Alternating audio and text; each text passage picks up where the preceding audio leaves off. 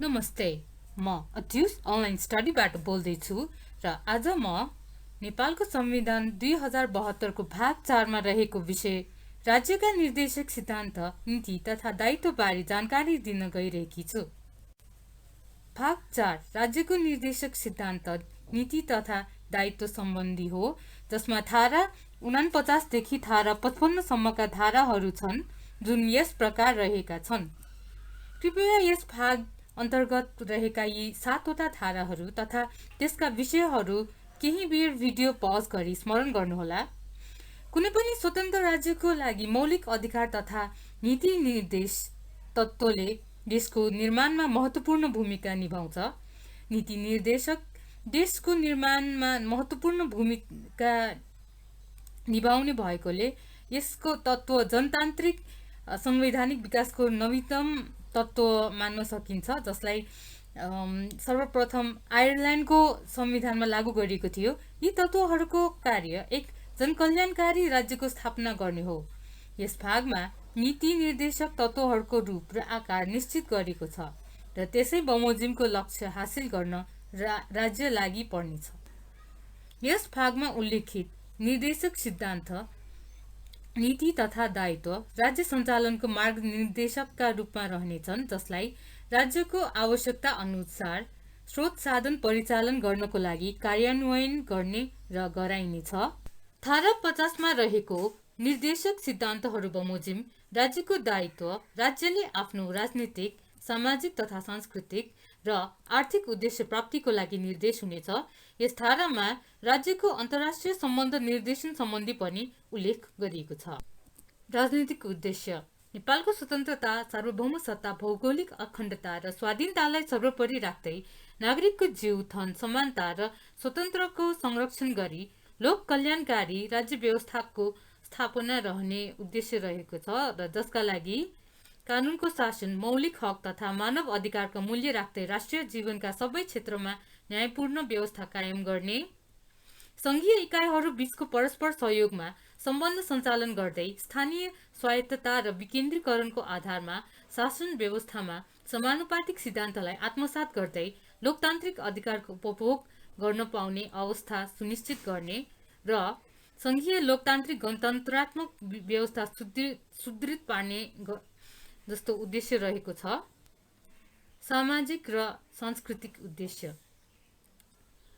धर्म, संस्कृति, संस्कार, प्रथा, परम्परा, प्रचलन वा अन्य कुनै पनि आधारमा हुने सबै प्रकारका विभेद, शोषण र अन्यायको अन्त्य गरी सभ्य र समानतामूलक समाजको निर्माण गर्ने, राष्ट्रिय गौरव, लोकतन्त्र, जनपक्षीयता, श्रमको सम्मान, उद्यमशीलता, अनुशासन, मर्यादा र सहिष्णुतामा आधारित सामाजिक सांस्कृतिक मूल्यहरूको विकास गर्ने, सांस्कृतिक विविधताको सम्मान गर्दै सामाजिक सद्भाव, ऐक्यबद्धता र सामञ्जस्य कायम गरी राष्ट्रिय एकता सुदृढ गर्ने। आर्थिक उद्देश्य सार्वजनिक, निजी र सहकारी क्षेत्रको सहभागिता तथा विकास मार्फत उपलब्ध साधन र स्रोतको अधिकतम परिचालनद्वारा तीव्र आर्थिक वृद्धि हासिल गर्दै दिगो आर्थिक विकास गर्ने, प्राप्त उपलब्धिहरूको न्यायोचित वितरण गरी आर्थिक असमानताको अन्त्य गरी शोषण रहित समाजको निर्माण गर्ने र राष्ट्रिय अर्थतन्त्रलाई आत्मनिर्भर, स्वतन्त्र तथा उन्नतशील बनाउँदै समाजवाद उन्मुख स्वतन्त्र र समृद्ध अर्थतन्त्रको विकास गर्ने।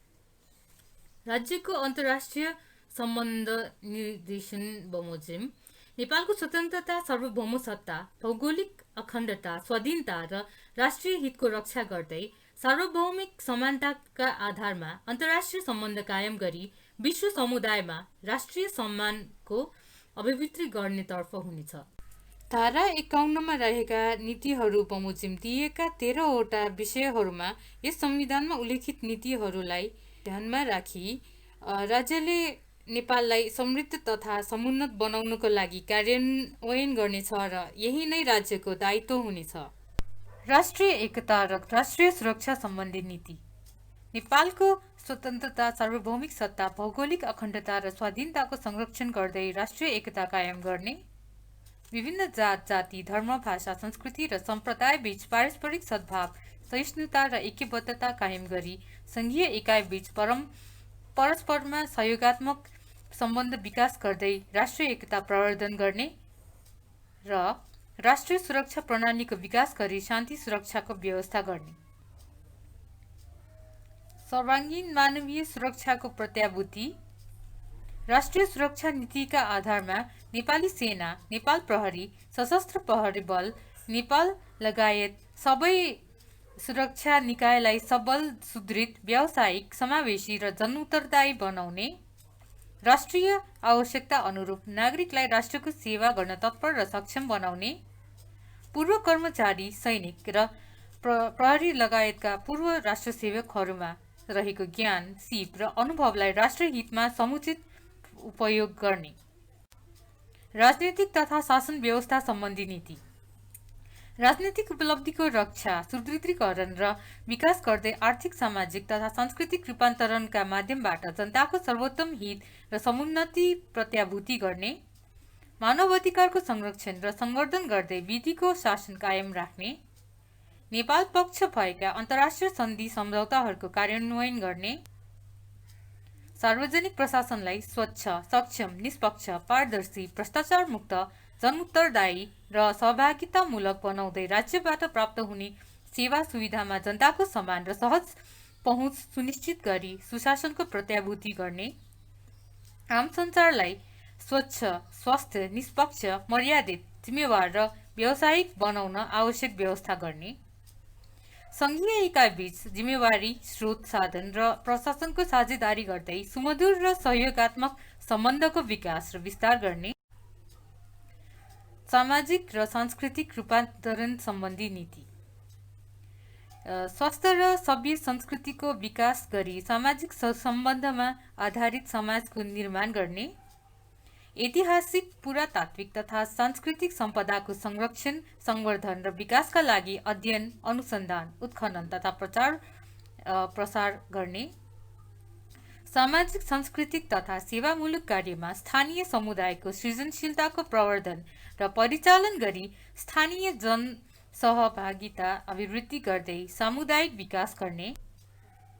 राष्ट्रिय सम्पदाको रूपमा रहेको कला, साहित्य र सङ्गीतको विकासमा जोड दिने, समाजमा विद्यमान धर्म, प्रथा, परम्परा, रीति तथा संस्कारमा का नाममा हुने सबै प्रकारको विभेद, असमानता, शोषण र अन्यायको अन्त्य गर्ने, देशको सांस्कृतिक विविधता कायम राख्दै समानता एवं सहअस्तित्वका आधारमा विभिन्न जात-जाति र समुदायको भाषा, लिपि, संस्कृति, साहित्य, कला, चलचित्र र सम्पदाको संरक्षण र विकास गर्ने र बहुभाषिक नीति अवलम्बन गर्ने। अर्थ, उद्योग र वाणिज्य सम्बन्धी नीति। सार्वजनिक, निजी र सहकारी क्षेत्रको सहभागिता र स्वतन्त्र विकास मार्फत राष्ट्रिय अर्थतन्त्र सुदृढ गर्ने, अर्थतन्त्रमा निजी क्षेत्रको भूमिकालाई महत्त्व दिँदै उपलब्ध साधन र स्रोतको अधिकतम परिचालन गरी आर्थिक समृद्धि हासिल गर्ने, सहकारी क्षेत्रलाई प्रवर्धन गर्दै राष्ट्रिय विकासमा अत्याधिक परिचालन गर्ने, आर्थिक क्षेत्रका सबै गतिविधिमा स्वच्छता, जवाबदेही र प्रतिस्पर्धा कायम गर्ने नियमनको व्यवस्था गर्दै सर्वाङ्गीन राष्ट्रिय विकासमा प्रोत्साहन र परिचालन गर्ने, उपलब्ध साधन, स्रोत तथा आर्थिक विकासको प्रतिफलको न्यायोचित वितरण गर्ने, तुलनात्मक लाभका क्षेत्रको पहिचान गरी उद्योगको विकास र विस्तारद्वारा निर्यात प्रवर्धन गर्दै वस्तु तथा सेवाको बजार विविधीकरण र विस्तार गर्ने, कालाबजारी, एकाधिकार, कृत्रिम अभाव सृजना गर्ने र प्रतिस्पर्धा नियन्त्रण जस्ता कार्यको अन्त्य गर्दै राष्ट्रिय अर्थतन्त्रलाई प्रतिस्पर्धी बनाई व्यापक स्वच्छता र अनुशासन कायम गरी उपभोक्ताको हित संरक्षण गर्ने, राष्ट्रिय अर्थतन्त्रको विकासका लागि राष्ट्रिय उद्योग धन्दा र साधन स्रोतको संरक्षण र प्रवर्धन गरी नेपाली श्रम, सिप र कच्चा पदार्थमा आधारित स्वदेशी लगानीलाई प्राथमिकता दिने, राष्ट्रिय अर्थतन्त्रको विकासका लागि स्वदेशी लगानीलाई प्राथमिकता दिने, राष्ट्रिय हित अनुकूल आयात प्रतिस्थापन, निर्यात प्रवर्धनका क्षेत्रमा वैदेशिक पुँजी तथा प्रविधिको लगानीलाई आकर्षित गर्दै पूर्वाधार विकासमा प्रोत्साहन एवं परिचालन गर्ने,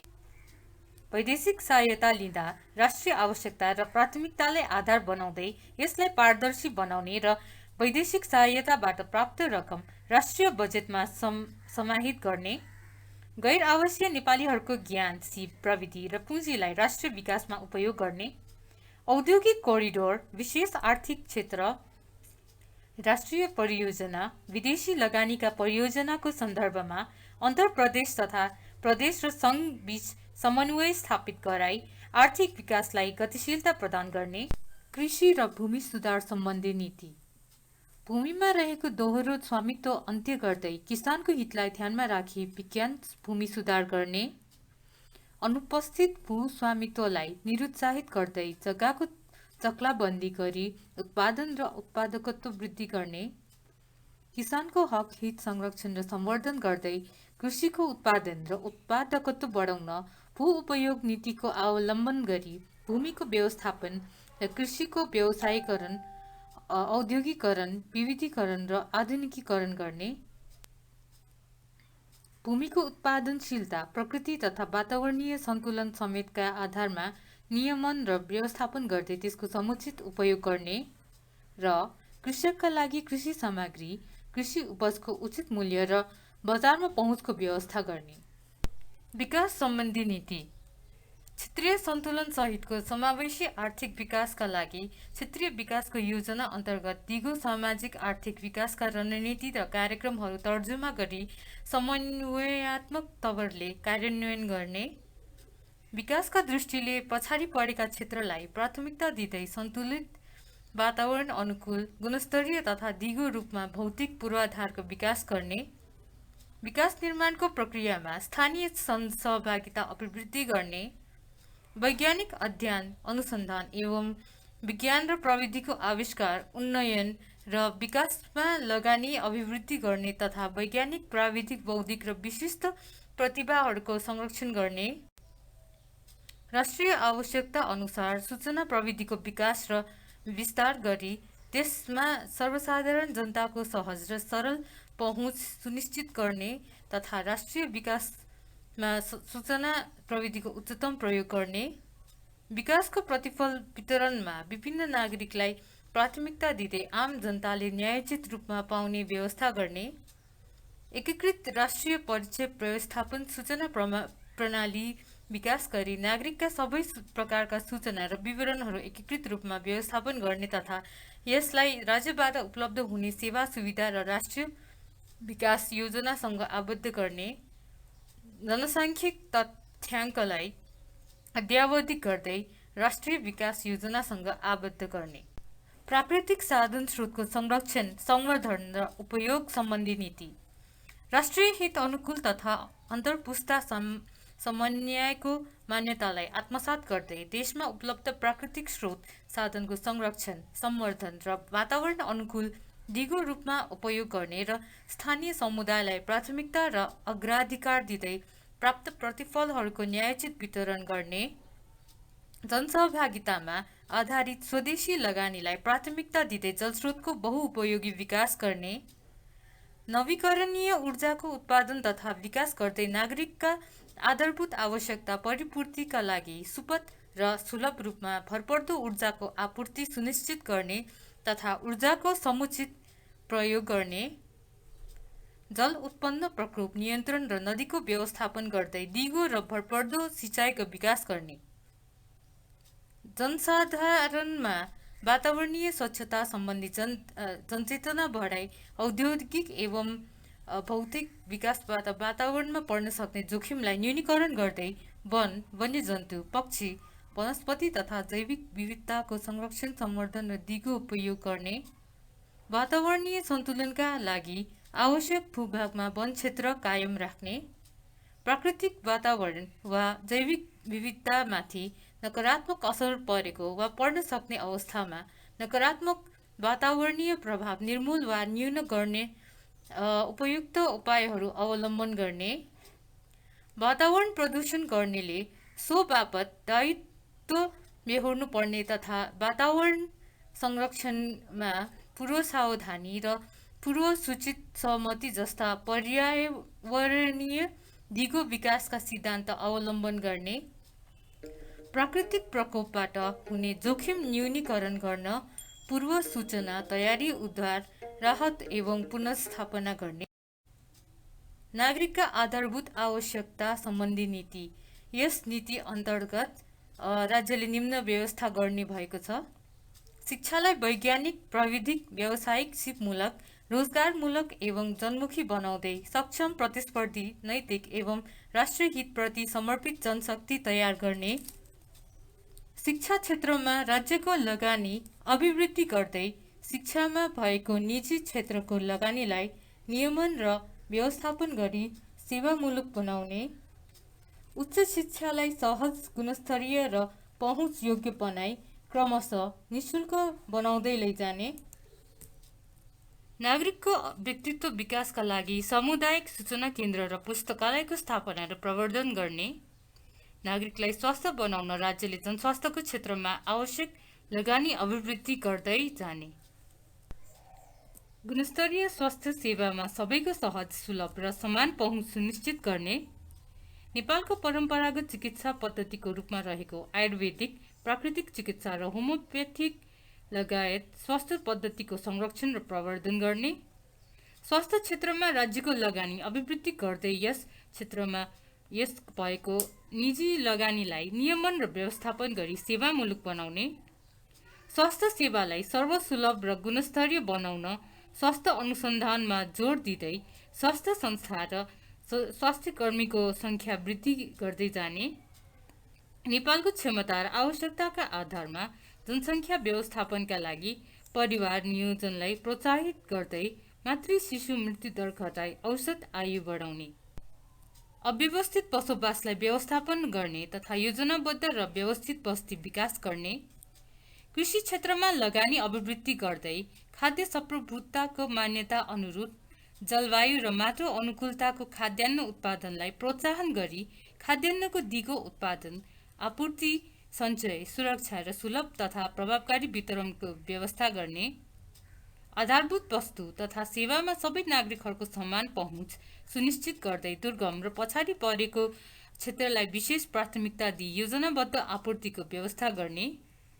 यातायात सुविधामा नागरिकहरूको सरल, सहज र समान पहुँच सुनिश्चित गर्दै यातायात क्षेत्रमा लगानी अभिवृद्धि गर्ने र वातावरण अनुकूल प्रविधिलाई प्राथमिकता दिँदै सार्वजनिक यातायातलाई प्रोत्साहन र निजी यातायातलाई नियमन गरी यातायात क्षेत्रलाई सुरक्षित, व्यवस्थित र अपाङ्गता भएका व्यक्ति अनुकूल बनाउने। नागरिकको स्वास्थ्य बीमा सुनिश्चित गर्दै स्वास्थ्य उपचारमा पहुँचको व्यवस्था मिलाउने। श्रम र रोजगार सम्बन्धी नीतिहरू यस प्रकार रहेका छन्। सबैले काम गर्न पाउने अवस्था सुनिश्चित गर्दै देशको मुख्य सामाजिक आर्थिक शक्तिको रूपमा रहेको श्रम शक्तिलाई दक्ष र व्यावसायिक बनाउने र स्वदेशमा नै रोजगारी अभिवृद्धि गर्ने। मर्यादित श्रमको अवधारणा अनुरूप सबै श्रमिकको आधारभूत अधिकार सुनिश्चित गर्दै सामाजिक सुरक्षा प्रत्याभूति गर्ने। बाल श्रम लगायत श्रम शोषणका सबै रूपको अन्त्य गर्ने। श्रमिक र उद्यमी व्यवसायी बीच सुसम्बन्ध कायम गर्दै व्यवस्थापनमा श्रमिकको सहभागिता प्रोत्साहन गर्ने। वैदेशिक रोजगारीलाई शोषणमुक्त, सुरक्षित र व्यवस्थित गर्ने तथा श्रमिकको रोजगारी र अधिकारको प्रत्याभूति गर्न यस क्षेत्रको नियमन र व्यवस्थापन गर्ने। वैदेशिक रोजगारीबाट आर्जन भएको पुँजी, सिप, प्रविधि र अनुभवलाई स्वदेशमा उत्पादनमूलक क्षेत्रमा लगाउन प्रोत्साहन गर्ने। सामाजिक न्याय र समावेशीकरण सम्बन्धी नीतिहरू यस प्रकार रहेको छन्। असहाय अवस्थामा रहेका एकल महिलालाई सिप, क्षमता र योग्यताको आधारमा रोजगारीमा प्राथमिकता दिँदै जीविकोपार्जनका लागि समुचित व्यवस्था गर्दै जाने। जोखिममा परेका सामाजिक र पारिवारिक बहिष्कारमा परेका तथा हिंसा पीडित महिलालाई पुनर्स्थापना, संरक्षण, सशक्तिकरण गरी स्वावलम्बी बनाउने। प्रजनन अवस्थामा आवश्यक सेवा सुविधा उपभोक्ता सुनिश्चित गर्ने। बालबच्चाको पालन पोषण, परिवारको हेरचाह जस्ता काम र योगदानलाई आर्थिक रूपमा मूल्याङ्कन गर्ने। बालबालिकाको सर्वोत्तम हितलाई प्राथमिक रूपमा ध्यान दिने। मुक्त कमैया, कमलरी, हरुवा, चरवा, हलिया, भूमिहीन सिक्किमवासीहरूको पहिचान गरी बसोबासका लागि घर खडेरी तथा जीविकोपार्जनका लागि कृषियोग्य जमिन वा रोजगारीको व्यवस्था गर्दै पुनर्स्थापना गर्ने,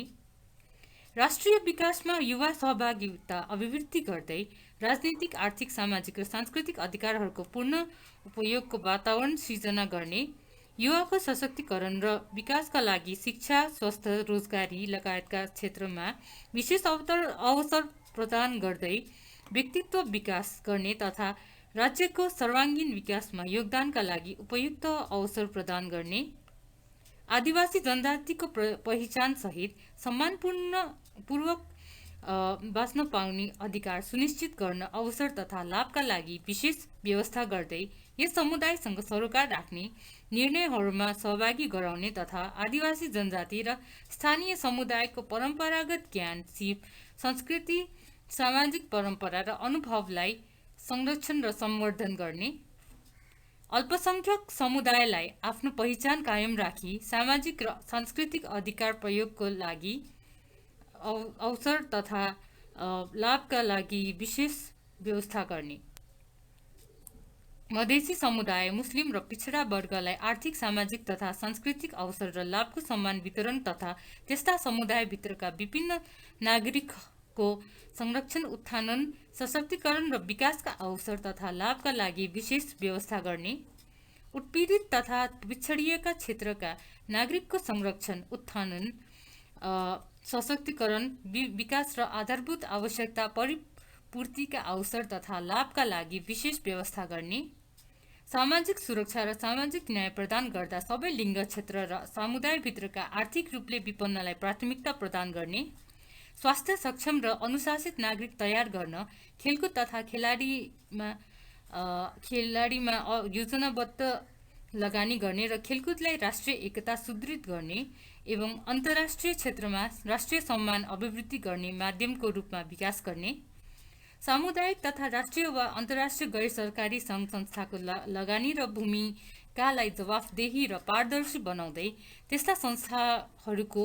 स्थापना, स्वीकृति, सञ्चालन, नियमन र व्यवस्थापनका लागि एकद्वार प्रणाली अपनाउने र राष्ट्रिय आवश्यकता र प्राथमिकताका क्षेत्रमा मात्रै त्यस्ता सङ्घ संस्थाहरूलाई संलग्न गराउने, न्याय र दण्ड व्यवस्था सम्बन्धी नीतिहरू यस प्रकार रहेका छन्। न्याय प्रशासनलाई छिटो, छरितो, सर्वसुलभ, मितव्ययी, निष्पक्ष, प्रभावकारी र जनउत्तरदायी बनाउने, सामान्य प्रकृतिका विवाद समाधानका लागि मेलमिलाप, मध्यस्थता जस्ता वैकल्पिक उपायहरू अवलम्बन गर्ने, राजनीतिक, प्रशासनिक, न्यायिक, सामाजिक लगायत सबै क्षेत्रको भ्रष्टाचार र अनियमितता नियन्त्रणका लागि प्रभावकारी उपाय अवलम्बन गर्ने, पर्यटन सम्बन्धी नीति, नेपालका ऐतिहासिक, सांस्कृतिक, धार्मिक, पुरातात्विक र प्राकृतिक सम्पदाहरूको पहिचान, संरक्षण, प्रवर्धन एवं प्रचार प्रसार मार्फत राष्ट्रिय अर्थतन्त्रको महत्त्वपूर्ण आधारको रूपमा पर्यावरण अनुकूल पर्यटन उद्योगको विकास गर्ने, पर्यटन संस्कृतिको विकास गर्न आवश्यक वातावरण एवं नीति निर्माण गर्ने तथा पर्यटन उद्योगको लाभ वितरणमा स्थानीय जनतालाई प्राथमिकता दिने रहेको छ। अन्तर्राष्ट्रिय सम्बन्ध सम्बन्धी नीति, नेपालका ऐतिहासिक, सांस्कृतिक, धार्मिक, पुरातात्विक र प्राकृतिक सम्पदाहरूको पहिचान, संरक्षण, प्रवर्धन एवं प्रचार प्रसार मार्फत राष्ट्रिय अर्थतन्त्रको महत्त्वपूर्ण आधारको रूपमा पर्यावरण अनुकूल पर्यटन उद्योगको विकास गर्ने, पर्यटन संस्कृतिको विकास गर्ने, आवश्यक वातावरण एवं नीति निर्माण गर्ने तथा पर्यटन उद्योगको लाभ वितरणमा स्थानीय जनतालाई प्राथमिकता दिने हुनेछ। धारा नम्बर 52, राज्यको दायित्व। नेपालको स्वतन्त्रता, सार्वभौम सत्ता, भौगोलिक अखण्डता र स्वाधीनतालाई अनुसरण गर्दै मौलिक हक तथा मानव अधिकारको संरक्षण र संवर्धन, राज्यका निर्देशिक सिद्धान्तहरूको अनुसरण तथा राज्यका नीतिहरूको क्रमशः कार्यान्वयन गर्दै नेपाललाई समृद्ध तथा समुन्नत बनाउने राज्यको दायित्व हुनेछ। धारा नम्बर 53, प्रतिवेदन पेश गर्ने। यस भागमा उल्लेखित राज्यका निर्देशक सिद्धान्त, नीति र दायित्व कार्यान्वयनका सम्बन्धमा गरेका काम र प्राप्त उपलब्धि सहितको वार्षिक प्रतिवेदन नेपाल सरकारले राष्ट्रपति समक्ष पेश गर्नेछ र राष्ट्रपतिले त्यस्तो प्रतिवेदन प्रधानमन्त्री मार्फत संघीय संसद समक्ष पेश गर्ने व्यवस्था गर्नेछ। धारा नम्बर 53 अनुगमन सम्बन्धी व्यवस्था। यस भागमा उल्लेखित राज्यका निर्देशक सिद्धान्त, नीति र दायित्वको प्रगतिशील कार्यान्वयन भए नभएको अनुगमन र मूल्याङ्कन गर्न संघीय संसदमा कानून बमोजिम एक समिति रहनेछ। धारा नम्बर 55 अदालतमा प्रश्न उठाउन नसकिने। यस भागमा लेखिएका कुनै विषय कार्यान्वयन भए वा नभएको सम्बन्धमा कुनै अदालतमा प्रश्न उठाउन सकिने छैन। यति जानकारी दिँदै म यो भिडियो समाप्त गर्दछु। कृपया यो भिडियो लाइक, शेयर